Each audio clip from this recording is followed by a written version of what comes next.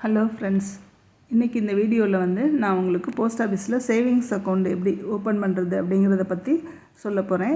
இதில் என்னென்ன டாக்குமெண்ட்ஸ் தேவைப்படும் அப்படின்னா ஓப்பன் பண்ணுறதுக்கு Aadhaar card xerox, PAN card xerox, passport size photo 2 தேவைப்படும். எல்லா விதமான அக்கௌண்ட்டுக்கும் இந்த டாக்குமெண்ட்ஸ் தான் உங்களுக்கு தேவைப்படும்.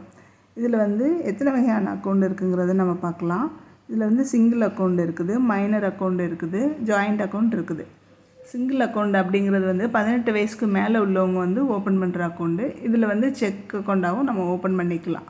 மைனர் அக்கௌண்ட் அப்படிங்கிறது 18 வயசுக்கு கீழே உள்ள குழந்தைங்க ஓப்பன் பண்ணுறது. இவங்களுக்கு அம்மா அல்லது அப்பா கார்டியனாக இருந்து அவங்க 18 வயசு ஆகிற வரைக்கும் ஆப்ரேட் பண்ணுவாங்க.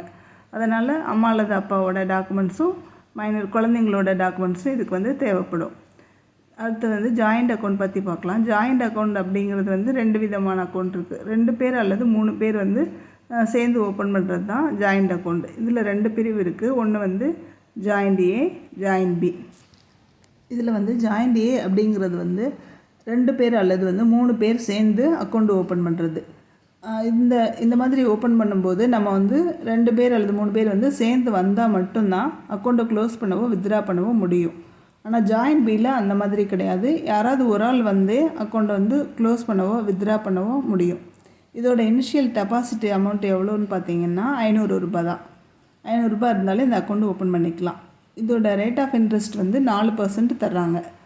இதில் ஏடிஎம் ஃபெசிலிட்டி இருக்குது. ஏடிஎம் வேணால் வாங்கிக்கலாம், நெட் பேங்கிங் வேணாலும் ஓப்பன் பண்ணிக்கலாம், செக் புக்கு தேவைப்பட்டாலும் நீங்கள் வாங்கிக்கலாம். இந்த மாதிரி நிறையா ஸ்கீம்ஸ் பற்றி நீங்கள் தெரிஞ்சுக்கணுன்னா நம்மளோட சேனலை சப்ஸ்கிரைப் பண்ணி வச்சுக்கோங்க. உங்களுக்கு டவுட் ஏதாவது இருந்ததுன்னா கமெண்ட் பாக்ஸில் தெரிவிங்க. தேங்க்யூ.